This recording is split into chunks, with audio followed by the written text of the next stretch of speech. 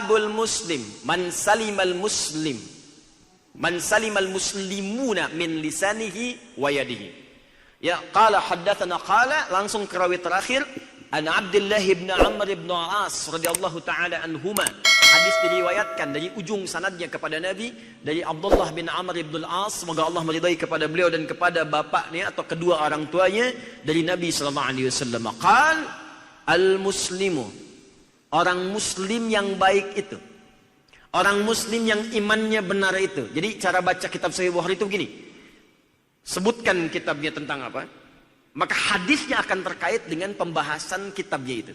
Jangan dipisahkan terjemahan dari subtemanya. Kalau temanya tentang iman, maka cara menerjemahkannya begini. Orang muslim yang punya iman kuat itu, orang muslim yang benar yang baik itu, man salimal muslimuna min lisanihi wa yadihi, adalah orang yang mampu saat berinteraksi dengan orang Islam yang lain, orang-orang lain itu merasa tenang dengan keadaan lisan dan tangannya. Kalau bahasa singkatnya, orang Islam yang baik itu mampu menjaga lisan dan tangannya. Jelas? Karena itu kalimat lisan itu seringkali dibuka dengan kalimat iman dalam Al-Quran. Buka Quran surah 49 ayat 11 sampai 12. Ya ayyuhalladzina amanu, iman dulu. La yasra qaumin qaum. Hai orang-orang yang merasa punya iman, muslim yang baik, kebab tadi. Maka gunakan lisanmu untuk berkata yang baik. Jangan saling mencela, kata Al-Quran. Ya ayyuhalladzina amanu, hai orang-orang muslim yang baik yang punya iman, la yaghtab ba'dukum ba'da, jangan gosip, jangan gibah. Kalau ada orang bergibah menunjukkan imannya lemah. Kalau ada orang gosip menunjukkan muslimnya belum baik. Ya, abi mah henteu ustaz, bagus. Terus sepertos itu tuh, bapak itu mah tiap hari ya. Sama. Di orang Islam yang baik, dia jaga lisannya. Bahkan di hadis Nabi yang lain dikatakan, man kana yu'minu billahi wal yaumil akhir falyakul khaira aw liyasmut. Siapa yang merasa beriman pada Allah di hari kiamat, awas, beriman kepada Allah dan akan dihisab di hari akhir. Di Nabi katakan begini, kamu hati-hati jaga lisan, perkataanmu dihisab. Falyakul khaira aw liyasmut, maka katakan yang baik supaya hisabmu ringan. Kalau tak mampu diam. Kalau tak bisa berkata yang baik, diam. Kamu tahu nggak tentang si fulan itu? Diam aja.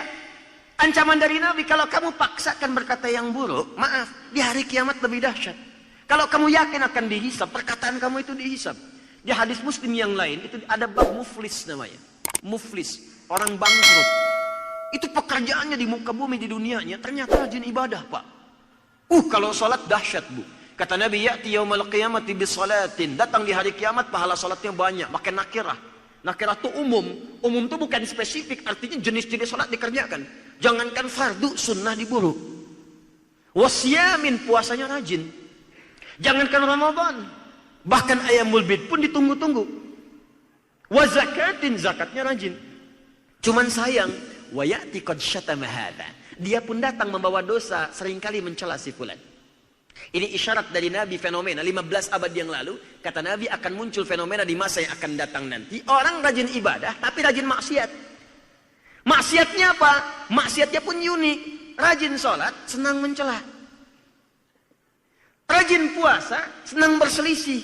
Karena hadisnya belum lengkap. Wa qadhafa hadza, senang nuduh orang lain. Wa daraba hadza, senang berselisih. Wa safaka dama hadza, bahkan ada yang menumpahkan darah, bahkan menyebutkan nama Allah di dalamnya.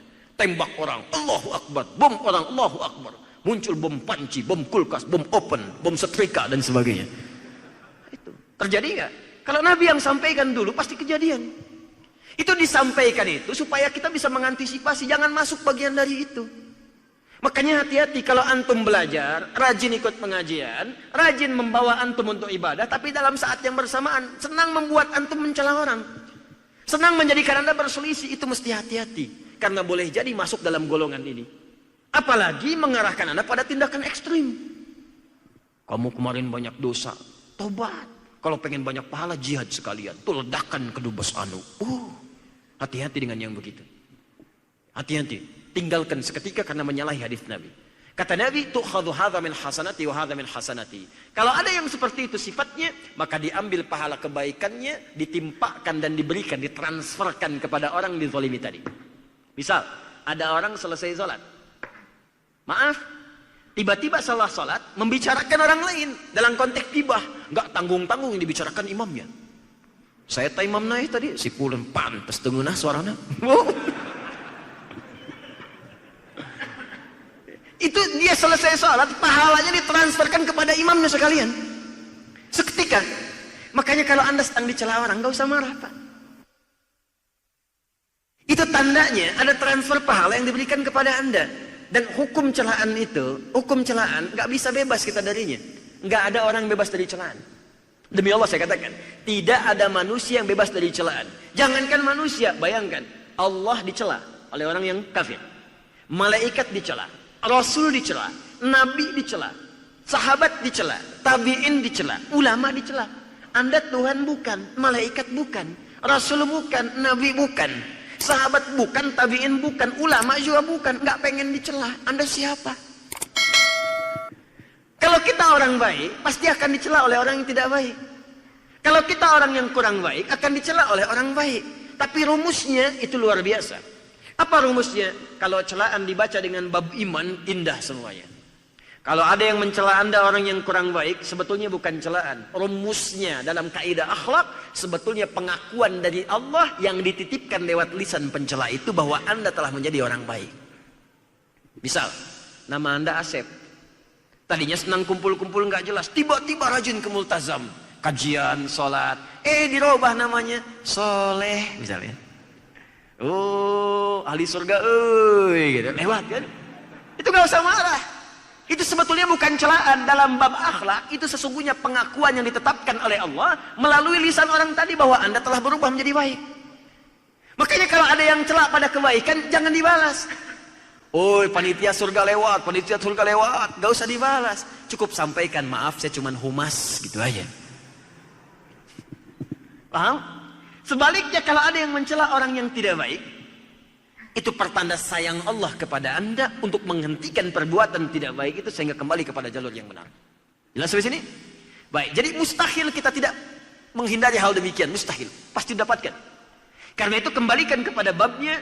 Orang yang kemudian maaf mengerjakan kebaikan saat bersamaan mengerjakan yang buruk maka ditransferkan pahalanya. Fa in faniyat hasanatu, kalau habis bekal kebaikannya maka diambil keburukan dari orang tadi, faturiha finnar, dilemparkan langsung ke neraka. Maaf ya, maaf. Bekal salat sudah nggak ada, puasa sudah habis, zakat sudah menutup dosa. Tinggal tersisa itu pun keburukan, dosa fitnah belum ditutup. Maka diambillah dosa orang di fitnah itu ditimpakan kepada yang memfitnah dan dilemparkan pemfitnah itu ke dalam neraka. Selesai.